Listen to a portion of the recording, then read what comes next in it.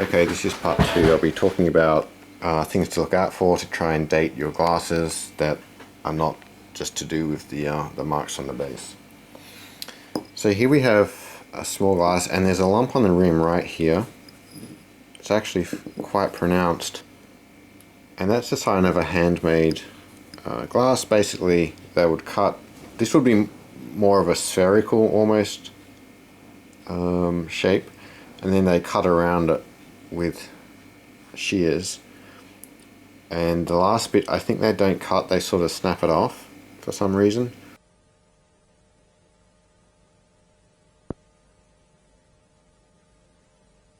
And that leaves this lump, and normally they try and smooth it down, and that can push the lump sort of down a little bit, but normally there's still a little bit of an anomaly there. It might be a thickening of the rim or something like that. Does it really date the glass? No, but it's a sign it's handmade, and if it's handmade, it's, you know, probably not particularly modern. There's a book here I want to show you because it's a very good reference. The Hallmarks of Antique Glass by Wilkinson. And he says that this went away at 1830. But he's definitely wrong. Unfortunately, when he talks about tool marks in that book, it's not super well written. It's worth reading, but you know, definitely this thing can appear after 1830, and I look for it as a sign of Victorian glass in general. So, you know, 1800s, or I guess Georgian as well. But I'm starting to see it even on pieces I'm pretty sure are early 20th. Maybe even some mid 20th century pieces. But keep an eye out for it. If you think you've got an 1800s piece and you see this, it's just another indicator that you're maybe on the right track. This also has the T mark underneath, so it's probably 19th century, but I'm not 100% sure, because I wonder if, even though I think that T disappeared by the late 1800s, I'm not 100% sure. And there's another glass here, which I bought because it has a funny shape, and I think it might be quite old, but I'm not sure. But it has the lump on the rim right here, very subtle. Now I want to talk about one of the most important things. Should have mentioned this first, and that's the wear and tear on the base. And normally this is in the form of very light scratching. This can be very hard to see. It's easy with my hand underneath the glass. Maybe I'll use this piece of wood as sort of a contrast. And you see that wear all around here.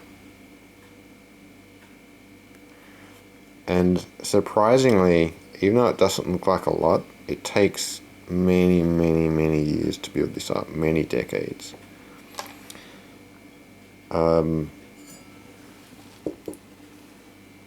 It obviously depends how much the glass has been used.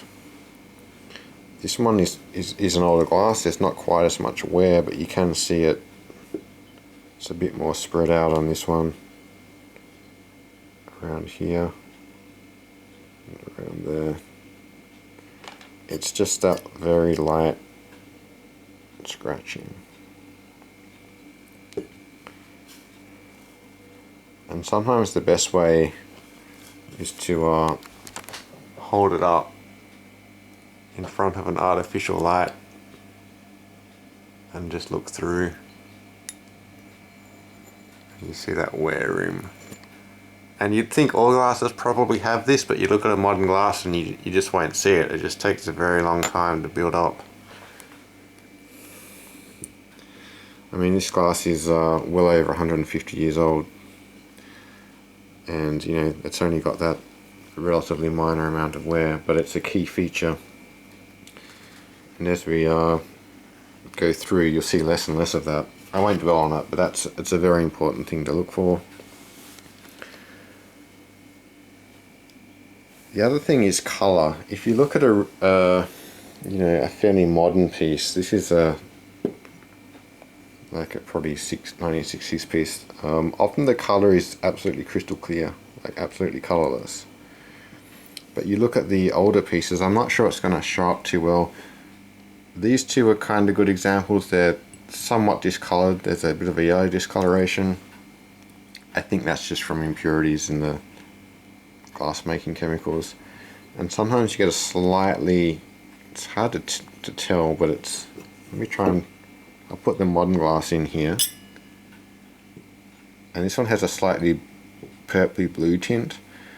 From what I've read, that actually happens due to exposure to ultraviolet light.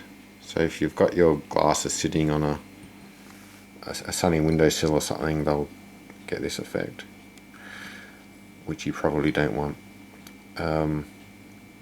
Again, look at how clear this is compared to this, So that sort of yellowy color can be a sign of age. And most, I mean, even this one here, again, it's hard to tell, but it's slightly, we'll compare it again to a modern piece. This is just slightly off color to this. And you really need to see a whole bunch of glasses together to appreciate it, but hopefully you can see this is off color, this one is not. This is still lead crystal, has a very good ring. This is lead crystal too, but the color is slightly off.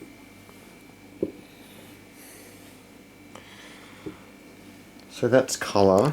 The other thing is what you call stones and seeds. These are little solid lumps of material inside the glass. If it's black, like these ones, there's one there, and there's one down there. They're called seeds, just impurities in the glass making chemicals that didn't sort of dissolve into the glass. And if they're white, they're called stones. This piece has a stone, a very good stone in it. See this white thing here? It's actually a very nice example of a stone. And the other thing are air bubbles. So stones and seeds especially are a good indicator of old glass. Air bubbles you can see in more modern pieces too, but they're often in old glass. So little air bubble, actually a decent sized air bubble there, and there's a smaller one here, but often there's a bubble sort of in the base stem connection, but really you're looking for the bubbles. Is some at the very top of this rim in the glass itself. In very modern pieces, probably if there are a lot of bubbles like this, it would go back and get crushed up and remade as a part of quality control. But in the older pieces, again, here we have a nice bubble in the base there. In the older glasses, it was just something that was tolerated.